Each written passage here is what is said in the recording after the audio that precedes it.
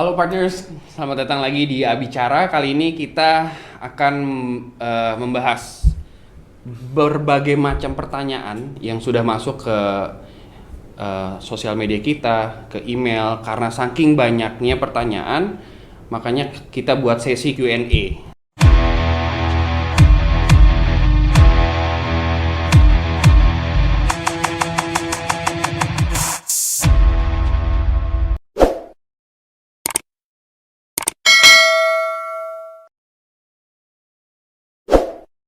Nah, dan hari ini saya nggak sendirian, seperti biasa.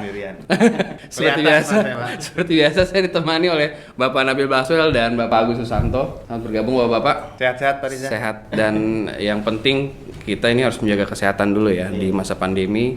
Semoga juga rekan-rekan semua di sana sehat selalu. Nah, karena pertanyaan banyak sekali yang masuk, akhirnya kita harus sortir dulu Pak ya. Pertanyaannya ini dari ratusan kita kerucutkan menjadi puluhan, akhirnya tersisa pertanyaan-pertanyaan beruntung dan penting yang untung dijawab Pak Riza. Betul. Kurang lebih berapa nih Pak? 1251 lah. Pertanyaannya maksudnya? Pertanyaannya. Berarti yang dijawab cuma 0,1% ya Pak? Silakan nonton sampai habis. Betul. Nontonnya harus sampai habis. Oke. Supaya mempersingkat waktu, jadi kita coba menjawab pertanyaan-pertanyaan dari teman-teman semua terkait dengan royalti. Yang pertama mungkin bisa dibacakan pertanyaan pertama. Dari Instagram ya? @ithabibibaba. Cara bayar royaltinya gimana? Jadi gini, untuk bayar royalti kita kan ada yang namanya lembaga LMKN ya. Di mana lembaga ini memiliki wewenang untuk menarik royalti. Dia hanya cukup diberikan kuasa oleh si pemegang hak cipta. Jadi untuk pembayaran royalti bisa dilakukan melalui lembaga yang diberi nama LMKN. Jadi intinya kalau saya menjadi pemegang hak cipta nih Pak, lalu saya beri kuasa kepada LMKN, mereka nanti yang akan menarik-narikin royalti dari yang menggunakan suatu ciptaan ya Pak ya? Iya. Nanti dari situ si LMKN itu yang akan mendistribusikannya juga. Oke. Seperti itu. Ya. Semoga menjawab ya tadi pertanyaan pertama dari ithabibibaba. Habibibaba. Oke, berikutnya Instagram lagi nih Pak Rizan. dari Randira. Nah, pertanyaannya, pemilik resto memutar lagu dari iTunes dan Spotify. Apakah pemilik resto masih harus membayar royalti? Nah, jawabannya adalah tentunya harus bayar. Bayar. Itu penting karena gini, platform digital untuk seperti iTunes, Spotify, mereka ini kan punya term and condition kan. Nah, Spotify, iTunes itu memang diperuntukkan untuk kebutuhan pribadi. Betul, bukan untuk komersil, bukan? Komersil, betul. Jadi apabila ingin untuk memutar dari Spotify, iTunes, itu pemilik resto tersebut harus tetap membayar royalti. Begitu. Nah, termasuk di kendaraan pribadi juga nggak apa-apa berarti Pak ya? Kan pribadi Pak, yang halnya pribadi, kendaraan pribadi, terus di belakangnya ada kursi ban kayak odong-odong gitu Pak, itu kena kali Pak ya. Nah itu kan komersil juga. Harusnya kalau secara teori harusnya tetap harus bayar kalau secara teori. Cuman kalau yang odong-odong seperti itu kan yang menyasar ke situ kan enggak juga kali. Iya. Gimana Pak? Ya, terlalu menyasar mungkin ya Pak ya. Lanjut. Pertanyaan berikutnya. Oke, pertanyaan nomor 3. Bagaimana dengan... Dari siapa dulu tuh Pak? Dari mana? Instagram ya? Instagram lagi. Saya suka skip nih, karena di bawah. Oke, dari Rifki Yati Bahri. Oh, Bahri. Iya, Bahri. Oke. Berarti udah ada Rifki Bahri nih. Dia bikin lagi Rifki Bahri. Akun kedua. Iya. Second account. Pertanyaannya, bagaimana dengan pengaturan lagu yang sudah banyak didaur ulang maupun di aransemen? bagaimana jika penciptanya sudah meninggal dunia? Nah, mungkin Pak Nabil nih bisa jawab, Pak. Kalau lagu di aransemen berulang-ulang, kalaupun pemilik awalnya sudah meninggal akan jatuh ke ahli warisnya selama ada yang 50 tahun, ada yang aturannya 75 tahun. Jadi tetap sih Pak Riza akan tetap mendapatkan hak bagi ahli warisnya. Oke. Jadi walaupun di aransemen berulang-ulang itu nggak akan mempengaruhi gitu ya? Tetap saja tidak mempengaruhi, haknya tetap wajib dibayarkan. Ya. Karena ada ahli waris ya. Iya. Oke, berikutnya next pertanyaan keempat dari Ryan Lukman, nih Instagram juga nih. Pertanyaannya, kalau ngamen apa perlu bayar royalti? Wah, nih ngamen seperti apa dulu nih? Kalau ngamen itu kan balik lagi kan, untuk royalti ini harus yang sifatnya komersil. Nah, ngamen kan komersil Pak. Ngamen komersil betul. Ya, uang Pak. Ya. Ngamen komersil, cuman mungkin nilainya ya yang kecil gitu. Penghasilannya bahkan mungkin untuk makan aja ya belum tentu bisa sehari 2 kali, kan kayak gitu. Jadi secara teori balik lagi seperti yang pertanyaan sebelumnya, untuk pengamen ini secara teori memang harusnya bayar royalti, tapi dirasa sih untuk saat ini ya LMK atau lembaga manajemen kolektif yang seperti itu tuh nggak menyasar ke situ. Itu kan pengamen di jalanan ya Pak. Ah, Kalau ada pengamen yang udah masuk Kafe. jadi live music, Oke. atau bahkan yang jadi artis juga ngamen juga itu iya, Pak. banyak ya yang di TV di Pak. situ ya. Ya kalau itu mungkin lain cerita ya. Karena musisi Jadi profesional ya, mereka musisi profesional dan dia performnya pun selalu di situ. Ada jadwalnya, entah itu seminggu 3 kali, 4 kali, bahkan mungkin setiap hari, dan dengan sistem pembayaran yang jelas juga gitu, nggak seperti pengamen-pengamen yang di jalanan gitu Pak. Jadi untuk yang penyanyi di kafe-kafe seperti itu sih ya tetap harus bayar jadi jatuhnya untuk yang ini karena sifatnya komersial, ada menghasilkan dan juga yang harus bayar di sini si penyelenggara. Jadi Si mungkin pemilik resto ada seperti itulah. garis besarnya antara pengamen jalanan dengan pengamen profesional ya Pak ya. Mungkin Kalau pengamen kurang tepat sih kalau dibilang apa tuh? pengamen profesional ya. Musisi profesional. Musisi profesional. Oke, mungkin di musisi profesional ada yang disajikan, tercatat dan terjadwal tadi Bapak bilang sehingga bisa dikumpulkanlah royalti Iya. tersebut itu Pak ya. Tidak seperti halnya pengamen jalanan. Kan yang memang belum jelas juga setiap hari penghasilannya seperti apa gitu. Berapanya. Oke, nah sekarang kita pertanyaan berikutnya masih dari Instagram juga. Pertanyaannya dikirim dari Syasha17. Nah, apakah memakai nama atau merek terkenal dalam lirik lagu ciptaan kita juga dapat dikenakan royalti? Contohnya lagu I Love You 3000 yang ikonik dengan tokoh Iron Man. Waduh. Gimana nih Pak Nabil? Iron Man. Gitu kan Pak ya? Monggo aja, siapa tadi? Syasha. Syasha. Silakan berkreativitas menggunakan nama merek, bahkan merek terkenal. Anda tidak akan dikenakan royalti atas lagu Anda dikarenakan terinspirasi dari Iya. atau merek terkenal lainnya. Betul. Oh berarti merek dan hak cipta itu kan 2 hal yang berbeda ya Pak ya? Ya, bidang-bidang masing-masing. Bidang Dengan masing-masing, satu ya. ranah di kekayaan intelektual, bidangnya beda-beda. Lanjut, pertanyaan nomor 6. Nah, ini dia nih. Ada Dari lagi siapa? pertanyaan dari Raihanaria. Instagram juga. Instagram juga banyak banget dari Instagram. Pertanyaannya, apakah membuat nama restoran dengan menggunakan lirik atau judul lagu terkenal dapat dikenakan royalti pada kelas Misalnya pendaftaran? Dalam pembuatan merek dagang atau dalam pendaftaran merek dagang, termasuk dalam menjalankan bisnisnya, kan diawali dengan baiknya dengan proses permohonan yang dibarengi dengan usahanya pada saat yang bersamaan ya Pak ya. Ya, ketika permohonan tersebut diajukan sebagai permohonan pendaftaran merek dan di perjalanannya tidak ditemui merek lain yang serupa untuk jenis barang dan atau jasa yang serupa, ya bisa saja terdaftar.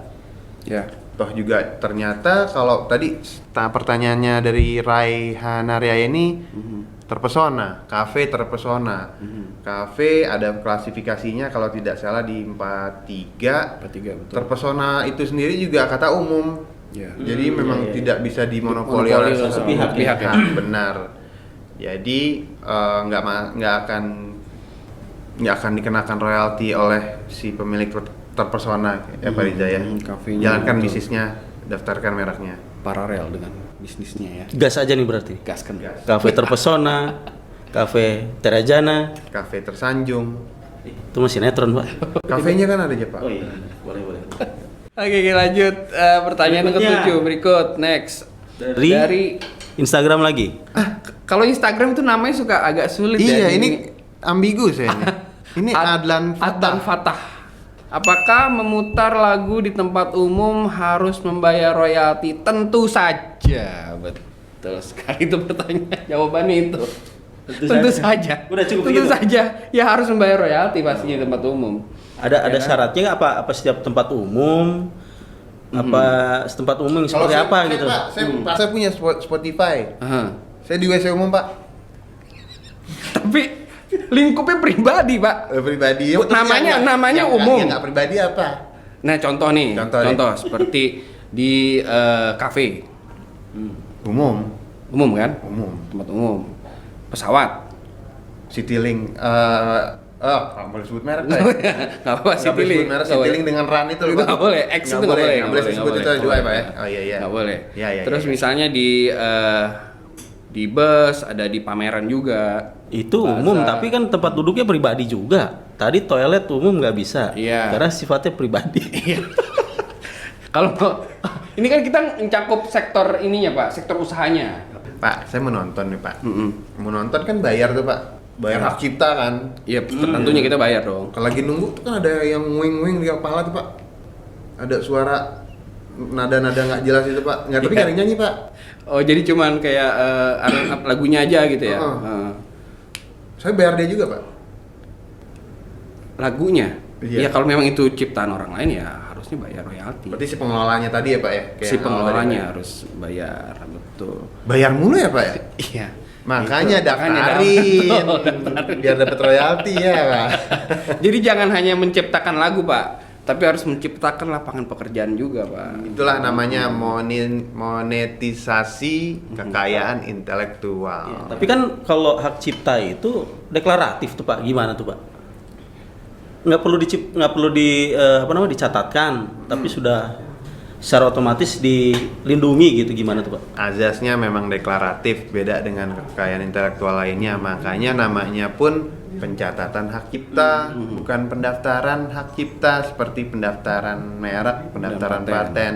Tapi kan Bapak juga lebih mengetahui untuk catatan publik, untuk keamanan si pemegang hak cipta. Satu lagi untuk pembuktian baik di pengadilan atau di kepolisian. Nggak ada kasus gitu ya? Ya, benar. Oke, next. Ini baru pertanyaan nomor 8, masih dari Instagram juga. Dari Tita Mahesa. Oke, pertanyaannya apa hukumnya kalau kita tidak bayar royalti? Dihukum nggak sih Pak kalau kita nggak bayar Aduh, royalti? Pak? jangan dong. Jadi hukum bos. Ih, dihukum ya? Dihukum berat nggak sih hukumannya? Paling lama sih 4 tahun. Paling lama Pak, 4 tahun. Pidana, sanksi pidana. Denda? Ya, uangnya 1 M Pak. Jadi terkait hak cipta ini juga jangan main-main bagi yang ingin mencoba melanggar atau udah nggak tahu melanggar, tiba-tiba sekarang udah tahu nih, mundurlah dari sifat pelanggar. Nah, Berat kalau ada pelanggaran, itu akan secara otomatis sifatnya atau perlu ada semacam apa ya? Aduan. Delik aduan gitu untuk yang ini. Deliknya aduan Pak. Jadi memang dari si pemegang hak ciptanya ini yang harus aktif menjaga ciptaannya, dia memonitor, dia mencari tahu adanya pelanggaran, lalu diadukanlah ke kepolisian atau diajukan berupa gugatan pelanggaran hak cipta ke pengadilan niaga. Jadi kalau misalkan Itulah deliknya aduan. kalau misalkan tidak ada aduan, ya Langgar saja terus. jadi kalau misalnya ada yang menemukan pelanggaran, adukan gitu ya. Betul. Baru bisa diproses. Ya, lindungi dulu makanya. Catatkan dulu. Catatkan dulu itu yang paling penting ya. Baik, lanjut. Next ya. Nomor Dari- 9 nih Twitter nih. Ini dari Twitter. Keluar. Dari tadi Instagram dulu. Oh iya, selain Instagram, Ambadar juga ada Twitternya ya. Twitter juga ada. Twitter juga ada. Kita semua platform digital kita ada. Pertanyaannya saya dengar dari preskon Dirjen KI di YouTube. Kendala kita adalah database pemusik dan karyanya yang belum jelas dan butuh budget miliaran rupiah untuk membuat bank data tersebut. Berarti selama ini pembagiannya belum fair dong ke para artisnya. Terus kalau saya bayar sekarang, apakah sudah ada jaminan kalau benar-benar sampai ke artisnya? Jangan-jangan malah dimakan oknum. Tuh, pertanyaan dari Wicaksanas. Wicaksanas. Twitter. Ini luar biasa nih pertanyaannya nih. Saya nggak usah ulang lagi. Iya, bukan berarti pertanyaan panjang harus dijawab panjang mulu dari. Enggak. Singkat aja, Pak. Pada dasarnya sih Pasti sistem nyampe apa enggak pembagian, bagi pembuat undang-undang sudah membuat seadil-adil mungkin di mata hukum. Apalagi dengan terbitnya PP terbaru ini, PP 53, yang khususnya juga ya. melindungi para pencipta dan pemegang hak ciptanya. Besar atau kecilnya sanksi royalti yang akan diterima oleh sang artis, ya lebih baik kan dibayarkan dulu daripada nggak dibayar nanti nggak sampai sama sekali. Apalagi sanksi pidana menunggu bagi mereka yang melanggar, seperti sebelumnya kita diskusikan. 10. Apakah WAMI bisa membantu pencipta lagu untuk mendaftarkan? Lalu dari siapa nih Pak Riza nih? Ini dari melalui email. Oh, email. Apakah WAMI bisa membantu pencipta lagu untuk mendaftarkan hak cipta lagu dan menjadi publisher lagu tersebut? Terkait biaya, berapa biaya yang harus dikeluarkan untuk satu buah lagu? Monggo Pak. Pak Agus. Jadi bisa dipisahkan terlebih dahulu ya antara mencatatkan lagu sebagai hak cipta dan menjadi publisher gitu. Jadi untuk WAMI sendiri itu beda ranahnya, beda jenis pekerjaannya dengan publisher. Jadi untuk WAMI ini dia tidak menjalankan penerbitan atau pemasaran atau eksploitasi secara komersial dari lagu-lagu, di mana lingkup pekerjaan WAMI sendiri hanya mengelola hak pengumuman dari lagu-lagu seperti itu. Jadi hanya untuk mengelola royalti, jadi tidak bertindak atau beraktivitas sebagai publisher. Terus biayanya Pak? Biayanya? Biaya untuk daftarin, untuk prosesnya itu di WAMI itu berapa Pak? Untuk biaya mungkin bisa langsung kontak ke WAMI ya. Oke, kita lanjut pertanyaan. Oke, pertanyaan berikutnya, pertanyaan nomor 11 dari Instagram. The 40 40th Rider. Nah, pertanyaannya bagi artis pencipta lagu yang ingin mendapatkan royalti, sistem pembayarannya bagaimana? Terima royalti bulanan, tahunankah? Atau dan gimana? Dan gitu, bagaimana sistem transparansinya? pembayarannya? Transparansi. Gimana tuh Pak Riza? Nah, untuk pembayaran royalti ini memang dibayarkan sistemnya itu per tahun untuk pembayarannya. Untuk pembayarannya, tapi untuk dikoleknya itu per 3 bulan. Kalau transparansi mungkin Pak Nabil bisa ditambahkan Pak. Ya transparan. Transparansi ya harus transparan, betul transparan. Karena mereka ya lembaga profesional, harusnya mereka lebih mengetahui bagaimana sistem untuk pembayaran royaltinya. Apalagi mereka di bawah naungan DJKI juga ya Pak ya. Betul. Nah, dan sekarang juga mereka sedang mengembangkan sistem informasi lagu dan merek SILM. Dan targetnya 2 tahun Pak dari ditandatanganinya PP yang 53 itu kalau nggak salah 2 tahun. Jadi mudah-mudahan nanti kalau misalkan sistemnya sudah ready, sudah siap, insya Allah akan semakin transparan. Oke, semoga menjawab. Berikutnya Facebook Pak. dari Facebook ini Rinanda Ivuliana. Oke, pertanyaannya apakah fee royalti yang diterima dari setiap lagu itu sama atau berbeda? mungkinkah lagu yang lebih populer dapat atau bayar fee yang lebih besar? Atau mungkin dapat bayaran fee yang lebih besar mungkin ya? Apakah setiap lagu itu sama antara yang populer sama yang enggak gitu? Betul. Ada artis yang udah terkenal gitu. Iya, dan ini ada pendatang baru. Pak Riza ciptain lagu gitu, Pak Riza tiba-tiba luar meledak Pak Riza. Nah, Apakah nanti royaltinya sama sama Judika gitu? Iya, betul. Ya, berdasarkan ketentuan ya, untuk fee royalti setiap lagu itu sama. Yang membuat berbeda adalah banyaknya sektor yang mendaftarkan untuk membayar royaltinya. Jadi lebih kepada banyaknya sektor-sektor yang membayar royalti, yang mengumandangkan lagunya. Jadi mungkin semakin banyak penggunaannya, itu yang dihitung ya Pak ya, bukan dari nilai dari satu ciptaannya yang memiliki si ciptaan A memiliki nilai 1000. Ya. Ciptaan B memiliki nilai 2000, tidak seperti itu ya, Tidak. tapi pemanfaatannya ya Pak ya. Pemanfaatan, Karena betul. yang diambil lagi-lagi nilai ekonomisnya Pak ya. Nilai ekonomis, betul. Jadi mau lagu itu populer atau enggak, Datang baru atau Datang artis pertama, lama, lama tetap pembayarannya sama gitu ya. Cuman tergantung dari seberapa banyak sektor yang menggunakan lagu tersebut. lanjut Pak Riza. Lanjut, pertanyaan nomor 13. Iya. Ini Dari email lagi ya, dari email lagi. Kebun hijau sakti@gmail.com. Dari Sakti Erwadi, emailnya kebunhijausakti@gmail.com. Iya. Saat ini siapa artis Indonesia yang paling dapat royalti? Paling besar ya, royalti paling besar ya, paling tinggi. Jadi kalau kalau nggak salah ya, berdasarkan announcement pengumuman dari Prisindo. Prisindo ini adalah salah satu lembaga manajemen kolektif yang ada di Indonesia, selain WAMI yang tadi. Jadi di tahun 2020 tercatat ada 5 penyanyi sebagai penerima royalti terbesar, di mana kelima penyanyi tersebut, yang pertama ada Via Valen. Lagunya apa Pak? Sayang. Kemudian yang kedua ada Anji. Itu dong. Nadanya sama, Pak. Sama. Tapi Dunia Manji. Oh, Dunia Manji. Nggak gitu Iya. juga ya. Via Valen, ada Anji, kemudian ada Judika. Berikutnya ada Iwan Fals, dan yang terakhir ada Cita Citata. Itu untuk dari penyanyi. Sementara untuk band penerima royalti terbesar di tahun 2020 itu ada yang pertama Armada, yang kedua ada Noah. Previously known as Peter Pan. Sekarang Noah ya.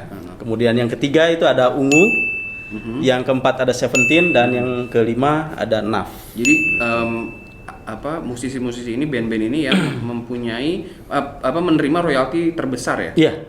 Di 2020 berdasarkan announcement dari Prisindo. Oke, pertanyaan terakhir. Terakhir ini dari Instagram ya. lagi. Dari Wintertainment _second account. Ya. Untuk para pencipta lagu yang belum mendaftarkan karyanya di lembaga ataupun ke DJKI, bagaimana untuk sistem perlindungan hak ciptanya? Oke, tadi sudah disampaikan perlindungan hak cipta bersifat deklaratif tanpa mengajukan permohonan apapun ke DJKI. Yang bersangkutan sudah memilih hak. Namun untuk menghindari hal-hal yang tidak diinginkan, sangat disarankan untuk diajukan pencatatan hak cipta ke Direktorat Jenderal Kekayaan Intelektual. Nah, jika ternyata karya, contohnya lagunya ini digemari atau membooming, ya segerakan daftarkan ke LMK yang terpercaya, agar nanti keuntungan berupa royaltinya dapat dikelola oleh LMK tersebut dan didistribusikan langsung, dan tadi harapan kita juga secara lebih transparan lagi didapati oleh pemegang lagu atau pemegang hak cipta. Demikian Pak. Mudah-mudahan menjawab. Kita ucapkan terima kasih buat rekan-rekan semua yang sudah memberikan pertanyaannya di email, di sosial media kita, dan kita mohon maaf juga kalau misalnya belum bisa menjawab semua pertanyaan kalian, tapi kami pastikan kami membaca semua pertanyaan-pertanyaan kalian semua, dan memang walaupun kami belum bisa menjawab di Q&A, mungkin kali ini mungkin nanti ada kita buat Q&A kedua juga ya, yang berikutnya berikutnya yang bisa menjawab pertanyaan-pertanyaan kalian semua. Dan terima kasih, sampai jumpa lagi. Wassalamualaikum warahmatullahi wabarakatuh. Waalaikumsalam.